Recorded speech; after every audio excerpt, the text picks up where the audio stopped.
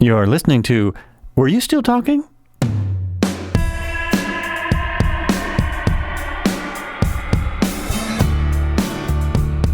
Hey, welcome back to the podcast. Thanks for tuning in. This one's a little different because this is my guest appearance on the AskWin podcast. I'll have links in the show notes if you want to check out that podcast. She is a pretty amazing woman who's written several books, and you'll hear more about her on the actual podcast, so I won't take too much time on this. But I am a guest, so it's going to be me talking a lot more than usual, and the version you're hearing is me talking into my studio microphone at home and recording the phone call also in my Pro Tools setup. So it'll be a little different than if you heard the podcast. If you just go to AskWin and listen to the podcast there, this one's going to sound a little bit different. But again, thanks for joining us. It's about to start. Here we go. Welcome to AskWin, everyone. I have a new-ish podcaster with me. His name is Joel, and he hosts a podcast called Were You Still Talking? Yes, Were You Still Talking? And we're not going to make you guys fall asleep because of that podcast title. And what we're doing today is Joel has nicely asked me, can I use AskWin for my podcast as well? So welcome to the Were You Still Talking fan base as well, because you guys get to hear this on his feed. So Joel, I want to know why you started this love of podcasting. Maybe it's a love-hate relationship, let's be honest. And I want to know why you do what you do. Well, thank you. Thanks for having me on the show. The reason I do what I do is I was having a lot of physical problems. I had chronic back pain that was keeping me up all the time. I was having to take medications to sleep. And then I started kind of getting better from that. And I had a mysterious eye problem where I couldn't see very well. And I was having vertigo all the time. So I really couldn't watch TV. And I could barely look at a computer. I couldn't read a book. So what do? I start investigating podcasts. I had listened to a podcast. I had listened to Shittown before. Loved that podcast. And I thought, I'd heard a lot about this Joe Rogan guy. And I thought, well, let me just see what that's like. Oh, Wim Hof. He's got Wim Hof on. I don't know if you've ever heard of Wim Hof, but he's an amazing bundle of energy he's like a superhuman. He sits in buckets of ice for hours on end, and he does all these crazy superhuman stuff. But he's also just like unbelievable amount of positive energy. So I listened to that podcast, and then I saw, oh, well, he has Russell Brand on. He's a weirdo. Let me listen to this episode with Russell Brand. And I didn't know before listening to Joe Rogan that he had completely changed his life around.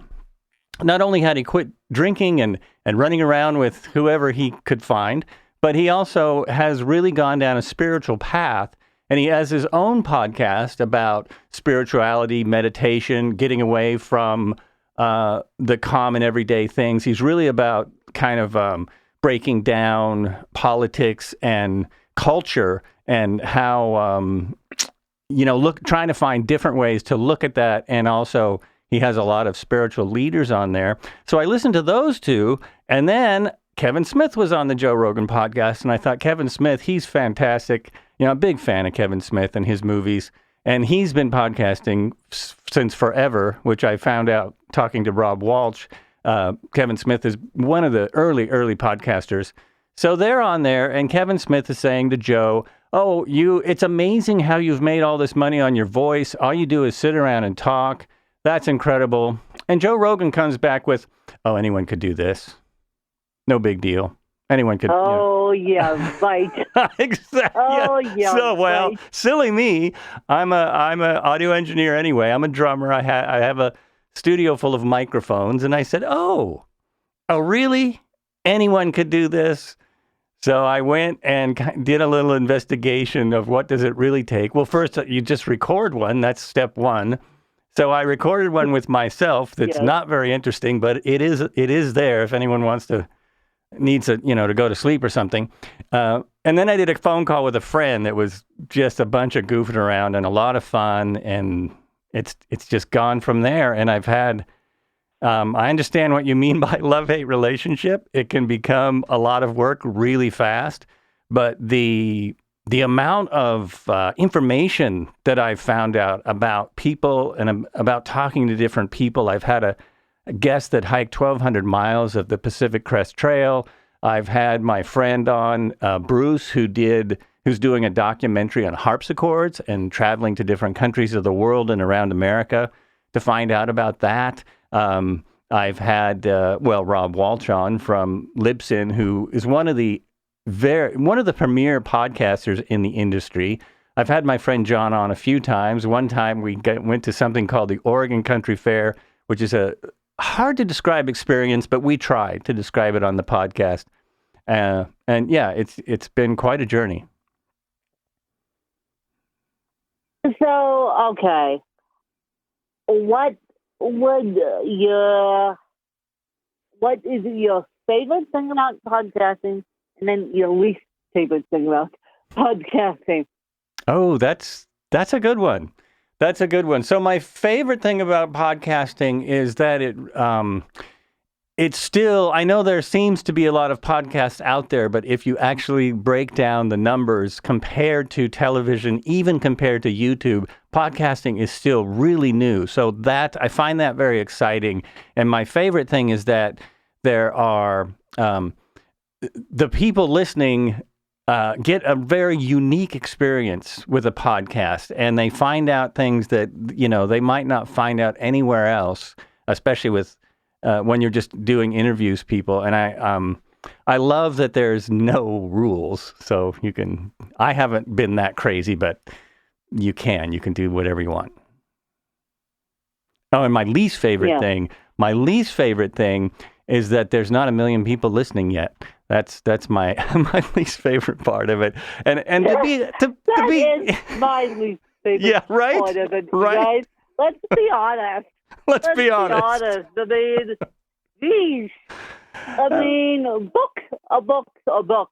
And my dad, who I just lost in May, was also a professional sound engineer. He worked on the road with Bob Dylan, Neil Diamond, John Denver. The Pink Floyd, name a few. And he said, when I'm not touching your podcast is your own thing. I'll buy you the equipment. I'll support the podcast. I'll buy you the equipment. But when you're not getting me to touch the podcasting, I am a sound engineer. I told him I'm not a podcasting engineer, and I wish he was, because I'm like, Dad, could you please help me? He's like, no, I told you that, no. And now I miss him dearly, because I'm like, help me figure this out, but no. And so people that edit podcasts for living, God bless you, because I was living with the sound engineer up until the end of April, and then he got into the hospital. But I'm like, no. And I asked him, I said, well, while he was in the hospital, I said, do you want your iPad? Do you want your iPod? We can bring it down to you. And he goes, no. And that's when I knew he was super sick, because I'm like, yeah, you love music, you love sound. You would complain to me to this day how bad sound is nowadays. And he just didn't want anything except his laptop and his cell phone, which were not good. And so I'm like, okay, now you're really sick, and now you're scaring me, because you're refusing one of the things you love. But as I said, he wouldn't even touch my podcast. That's really interesting. Yeah, he probably thought there wasn't enough to do. Honestly, he might have thought it's just not exciting enough. So I'm like, no, and I was living, as I said, he would hear me do these podcasts, and I asked him once. I said, "Can you help me?" And he goes, "No, no, no, no, no, no, no. I'm not helping you with sound." And I'm like, "Okay, I'll do it on my own." But I find it funny that he sat behind that booth for so many years helping these major stores, and yet he didn't want to get into new technology. He was we love him dearly, but he was so stubborn in getting into new technology that when this podcasting thing came, and he has listened to my podcast once it's published, and he's just heard me listening to it, but he would not touch that thing with a 10-foot pole. Wow, that's really interesting. He didn't want to get into new technology, what is now not even new technology, but I can totally understand it from a sound engineer's point of view, because I got into sound engineering. Well, I've been playing drums for a long, long time. So when I first started being recorded, when other people started recording me, we were using stuff like tape and things that some kids have never literally seen. Tape, you guys, that tape, by the way, which I still have, which I had writing on it. And if you guys have ever seen a DAT tape, they're tiny, tiny, tiny, tiny, tiny tapes, and they're not as big as cassette tapes. They're tinier than that. And my dad, at one point, had a Nakamichi recording DAT tape aspect, and he loves that Nakamichi because it was the only thing at the time you could record on. And he would tell me stories about recording on that Nakamichi, and I still have the DAT tapes, and I know exactly where they are. And then he decided to transfer to CDs, but his first love was DAT tapes. And so I know what you're talking about, Joel, when you say I've been recording for a long time. I know my sound engineer lingo here. Oh, well, you definitely, with what you just told me that your dad did. By the way, I'm really sorry to hear about your dad.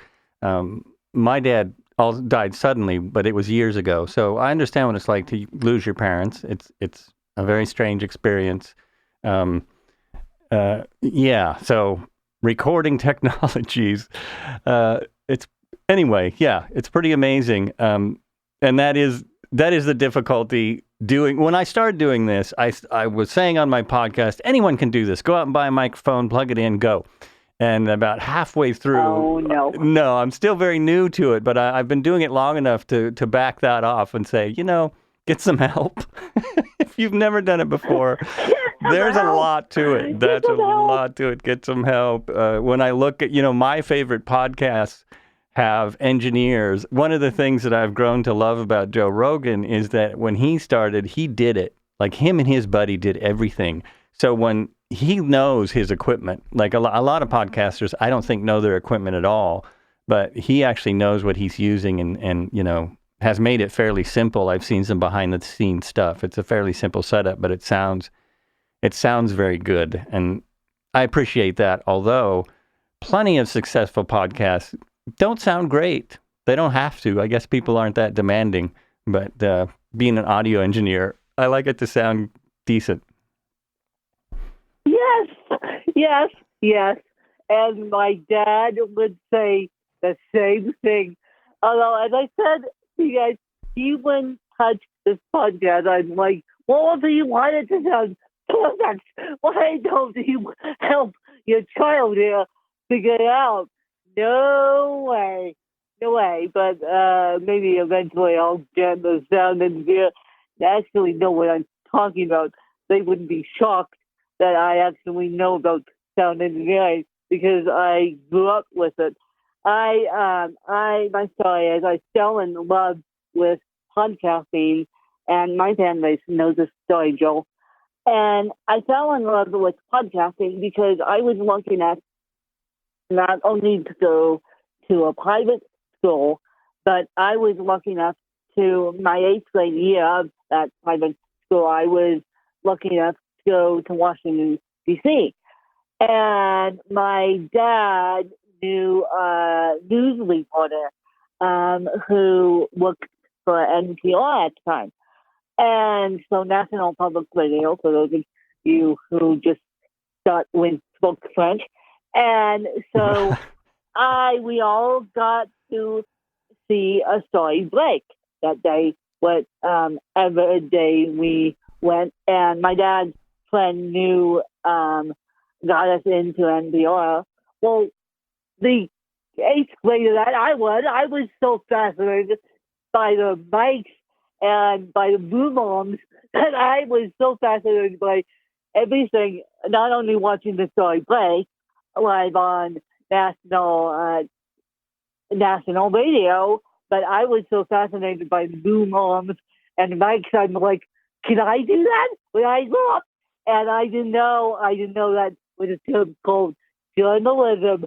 And so after my mom died, I decided I'm going back to journalism school. And since then, I've taken a small little hiatus from journalism school because my life-changing situation. But I am happy to say I'm going back to journalism school and starting in January, yes, to finish my degree and get a full-fledged journalism degree. But I will ever be so happy when I get out of journalism school and graduate, because I am super excited to be a accredited journalist. I have been working on this journey since 8th grade. I mean, watching me as an 8th grader light up in NPR, thinking this is what I can do for the rest of my life with a physical disability. All I just need is to use my voice. And it took me a couple of years. The education belt took me away from my true love, which now the education belt has gotten me back into journalism. And I'm like, okay, I need to sneak away from the education belt, and then I need to go back to my true love, which is journalism. Well, that's fantastic. I think that's awesome. Congratulations that you're going back, because one, we need more journalists in this country, and to have someone trained in it and doing podcasting. And journalism is just it's so needed, and it's such a wonderful thing. And you're right. You were extremely lucky to be exposed to NPR at a national level early on. What a great opportunity. They know what they're doing. Yeah, what a great opportunity.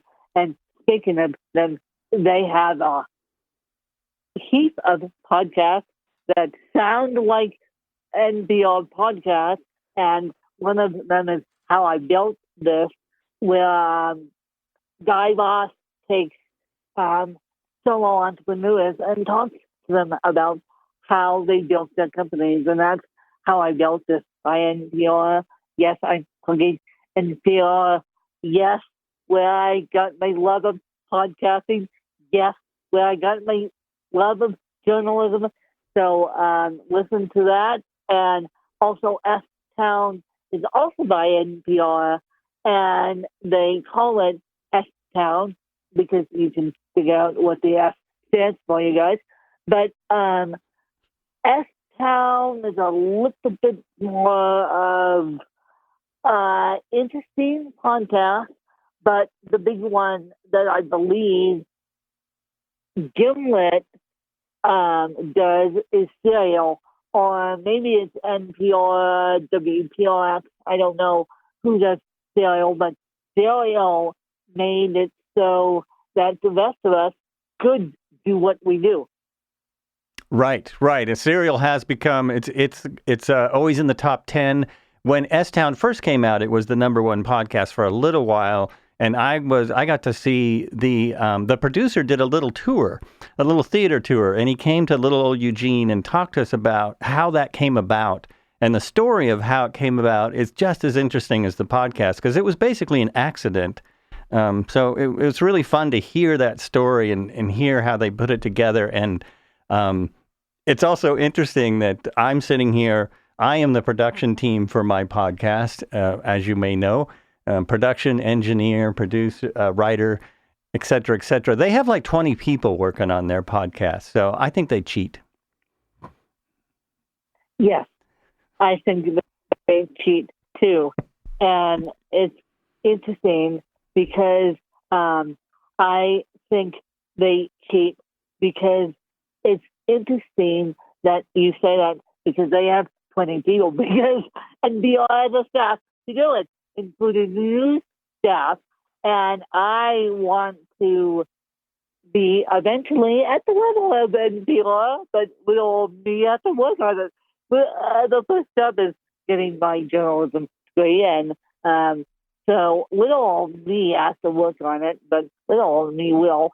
And so, yeah, if you had to be educated by anyone, Joel, who would it be and why? If I had to be educated by anyone, it would be Michael Beckwith.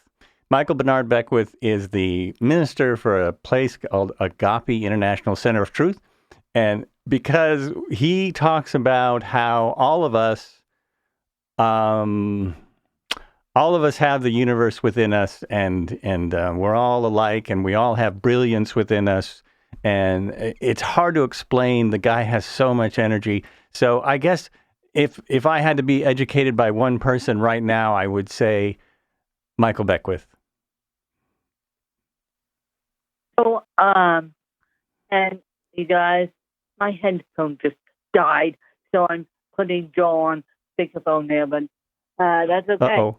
And okay. so Michael Beckwith is your idol, and if you had the opportunity to ask him questions, what would it be and why? Oh, that's a tough one, because he's answered so many of the questions I would have. Let me see. Oh, yes. Okay. I guess the question would be, why do I keep going back to my old self, and why don't I stick with the universe that I know is available to me? I know, I think everyone has this problem. There are days like today, I'm on a podcast. I'm having a very good day. This is a lot of fun. My energy is very creative. The people you have on your show, like you have a whole list of guests who have done amazing things in their life and, have some great energy and teach about all kinds of things and help all types of people. So my question is, what happens on those days when I don't feel that way, when I go back and I'm feeling very small again and introverted and I don't know, what's the word? Disconnected. Disconnected. So your question to him would be, how do I get my energy back to do what I'm doing? Right. Yeah. How do I keep that energy up all the time? And I've been doing more meditation than I have for a while. So that definitely helps. But it's hard to meditate 12 hours a day. Although I know people do. There are people that do. Yep. And I presume you're doing this as a side gig. You're doing the podcast as a side gig. I am doing the podcast as a side gig. I had, of course, like all of us podcasters, I have big dreams of one day being able to do it for a living. After listening to a lot of the feed and having Rob on my show, I realized that it's a better sort of mindset to do it for fun. For as long as I'm having fun doing it, as long as I keep getting great people on the show, which is it's only hard because I don't ask people enough, but almost everyone I've asked has come on the show. So it's it's more about putting out good energy, putting out positive energy, and having fun right now. It is a side gig, yes. Well, guess what? My side gig is going to turn into my full-time gig here as of May 2020, because I am walking away from the educational space. I am becoming a journalist. I am becoming a motivational speaker, and this is how I got my start. I can't do motivational speaking without help, and because of my cerebral palsy and my bad back, I can barely travel. So I might as well use a phone to motivational speak, literally a phone and a laptop to motivational speak, because people need to know about cerebral palsy. They also need to know, were you still talking? And they also need to know about you and little old you. And so who would be your dream guest if you could have one? Who would be, actually, honestly, if I could have any guest that I could have, I would like to have Joe Rogan on the show to ask him all the ins and outs of podcasting and his podcast. Because he's probably sick of talking about that stuff, but that's who I'd like to have on the show. He is kind of the expert, even though, I know some people might get tired of his unique voice, but he has had so many diverse guests on his show, which I find to be really open. I find that really open-minded. I'm not that open-minded. There are people I could never have on my show because I would just start screaming at them. But he's very good at not. He's very good at not doing it. I mean, he lectures people, but he doesn't. He's very good at listening to other people. Well, I am getting to the point where I can be open-minded. I can be open-minded. I can get in trouble for being open-minded. And so, yeah, I'm working on being less open-minded, but I can get in trouble. But I think journalism skill is teaching me a nice lesson. And from what I understand, in journalism, you are supposed to be open-minded, but that seems to be being whittled away a little bit in big news. And in small news, I mean, I happen to know that a lot of people on local news channels have no business in journalism at all. They have no training in journalism. They're not journalists. They don't investigate a story anymore. So that's a sad and scary thing. They Google it and call it good. Right. I mean, no, and I hate to do this, but my local newspaper, they had Amazon Smart Speaker Skill. And they said on the Amazon Smart Speaker, I'm listening to it in a flash briefing, and they said on the Amazon Smart Speaker Skill, we're going towards our website more than our Amazon Smart Speaker Skill and our Google Smart Speaker Skill. I said to someone who's a very good friend of mine, I said, look, they just lost half their population because half of us can't read a newspaper due to we can't physically hold a newspaper. And even though it's online, I'm like, okay, you guys, you need to be up with the times and be along with the times. Right. Yeah, that's pretty unbelievable. Pretty unbelievable. So, yeah, my local newspaper, and I said in AskWin, Colorado, my local newspaper has given up the Amazon Smart Speaker Skills and the Google Smart Speaker Skills because they want to focus on more online and they want to focus on the tourism industry and knock it off with the local news. And it drives me back. It really drives me back that they want to focus more on making money off of tourism than they do the local news. And I'm like, okay, enough with the Aspen Times Smart Speaker Skills. I got rid of it because I'm like, nope, we're not doing this monkey dance of let's not have a smart speaker skill, but people need to be up with the times. So, Joel, what is your favorite podcast? And then I'm going to ask where can everyone find you, and then you can turn the mic on me. Oh, fantastic. I have so many favorite podcasts now, so it's really hard to pick a favorite. I guess the one I listen to the most, and it's largely because of the guests that he has, is the Joe Rogan show. So I'll kind of, with a little embarrassment, admit that that's one of my favorites. And it's largely because the guests he get are very diverse and interesting. But there are a lot of them I really love. And what was the second part of the question? It seems like. Where can people find you? Oh, people can find me on Apple Podcasts, Were You Still Talking? They can find me on, if they just Google Were You Still Talking, I also have a website, wereyoustilltalking.com. It comes up on Libsyn. I'm on all the different podcasting sites that are available. I'm also on Facebook, and it's Joel A. Albrecht, I believe, on Facebook. I'm looking at my notes now. I knew I would need my notes. It's probably not going to come up fast enough, but I am Jolie Schmoly on Instagram. I'm also Joel A. Albrecht, at Joel A. Albrecht on Twitter. And the other 27 social media sites I've not got on yet. No.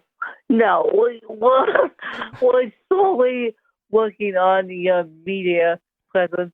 Because I know a secret, guys. Sound engineers like to focus on sound engineering. They don't like to focus on social media. And that's what I learned when my dad was alive. He didn't like social media worth a darn. So I know my sound engineers like to focus on good quality sound. And So, Joel, do you have any questions for me as we tie this interview up? I do. I have a couple questions. I wanted to start with one of the questions that I asked. I have an everybody questions list. And so I wanted to just ask you one of those questions because it always gets a really, really interesting answer. Do you like turtles? Do I like turtles? Do you like turtles? Yes, turtles. Like turtles, as in sea turtles. Well, sea turtles is one kind of turtles. That's the kind I like. Do I like turtles? Yes, I do. Yes, I do. I love turtles because I've gone to Hawaii more than once and I've snorkeled with sea turtles and they're just, I don't know, they're a very peaceful kind of animal, just mellow, peaceful. So that was one of them. The other one is going right back to social media. You do a lot more on social media than I do. I actually do a fair amount of Facebook, and I have a crazy, I forgot to mention my YouTube channel, which is now Joel Albrecht at Were You Still Talking, is my long, complicated YouTube thing. But if I got to figure out a better way for people to find that, I'll put it in my show notes anyway. And on my YouTube channel, I put my podcast up automatically because I can do that through Libsyn. And I also I'm a big flight simulator fan. I'm a licensed pilot, but it's been 10 years since I've been able to fly. So I fly in the flight simulator a lot. And then I also I just put up drum solos just for fun. So that's YouTube is becoming a social media outlet. I mean, it's been that way a while, but so that's another place that I do social media. So you participate a lot more in social media, I noticed. And first of all, overall, tell me about what you think is good and bad about it, and how do we continue? I mean, you are a positive force on social media. How do we continue to make it more of a positive place? Make social media handicapped accessible. Hello? Well, that would help. Make social media work with screen readers. Make social media work for people with stigmatism. Make social media work for people with limited mobility like I have. I mean, I'm tapping away on my phone, you guys. Phone doesn't work. And I have a laptop, and I barely can type on a laptop. So make social media more handicapped accessible. End of story. Yeah. Okay, that makes sense. And end of story before I start seriously need to know this because, hello, make social media handicapped accessible and let podcasters be podcasters on social media and let podcasters just hide if they need to. And I've been hiding a lot this year, you guys. You guys know why. And so I would say my piece of advice would be make social media more handicapped accessible. That makes a lot of sense. And yeah, I actually never type a post. I almost always talk my posts, but then you got to go back and fix them. So it doesn't always work. Yeah. doesn't really work that way. I completely understand what you're talking about. Yes, but that makes a lot of sense to me. Make social media more handicapped accessible. No, and I was just talking to someone this morning who has said to me, and I mentioned this on a podcast, I said on the recording, I said, do you have any contacts with Jack Dorsey, the CEO of Twitter? Thank you very much, because I need to talk to him about making Twitter more handicapped accessible. And we need to make social media a more peaceful place. That's the biggest thing for me, is make it a more peaceful place. There's been a lot of, news stories, and this could be blown out of proportion, but I don't know that it is, about the difficulties for kids, especially being in this social media world. I can't imagine, walking to school and tripping over a shoelace and having it all over social media. When I was 11 years old. I mean, it's hard to even imagine that kind of stress. I grew up in the 90s kid. I grew up as a 90s kid. I still know AOL, you got mail. So that dates me. And I'm 32 years old, and I don't know these fangled computers. I barely know how to get around my phone, let alone these Snapchats and Instagram stories, and I barely know how to get around my phone, let alone Googling, let alone everything else these kids do nowadays. Yeah, and I'm sure half of what they do nowadays I've never heard of. Snapchat must be old because I know what it is. No, and TikTok. TikTok is a new one on me. And so TikTok I'm not on. I'm barely on Facebook and I'm barely on Twitter. And Twitter's jam, and people know that. And so I appreciate your time, and I'm going to let you go. And I hope that your fans enjoy this interview. And I'll be back on Joel's podcast, Were You Still Talking? Because I'm going to share my inside story, and that ought to be interesting. And so I hope you guys enjoyed this episode, and you can follow me all over the place, even on Facebook, and you can friend me under Win, W-I-N Charles, on Facebook. I'm slowly but surely back on Facebook. And I'm definitely on Twitter. I'm definitely on. I am starting up a YouTube channel. You guys know that from my podcast. But I need to get my life organized. Probably in 2020, when I get my life organized enough so I can do more social media for the podcast. But I truly appreciate the support, whether it's financially, whether it's listenership, whether it's just sending me good vibes to get me through 2019, still standing till 2020, and you guys know why I say that. And so you guys can Venmo me, you guys can PayPal me, you guys can do whatever you want as far as financially, or just share this episode out with a friend. As Joel said, we need more downloads of these independent podcasters, and NPR and Joe Rogan do not, because they want to talk podcasts, and NPR has a crew of 20, Joe Rogan has a crew of 10 probably, and so we need help as independent podcasters. So the best thing you can do is share this episode out, or just share and leave a review in Apple Podcasts.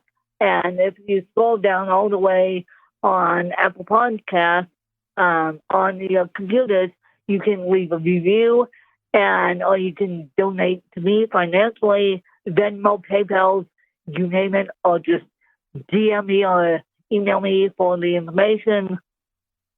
And Joel, I appreciate the time. Thanks, Joel. And thank you guys for listening. Thanks to you guys. The organizer has ended this Uber conference. Goodbye.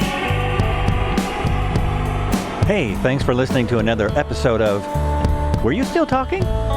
This is Joel Albrecht, and this has been my appearance on the AskWin podcast, my end of the recording. Hope you enjoyed it. I'll be back with lots more guests real soon. Be good to each other.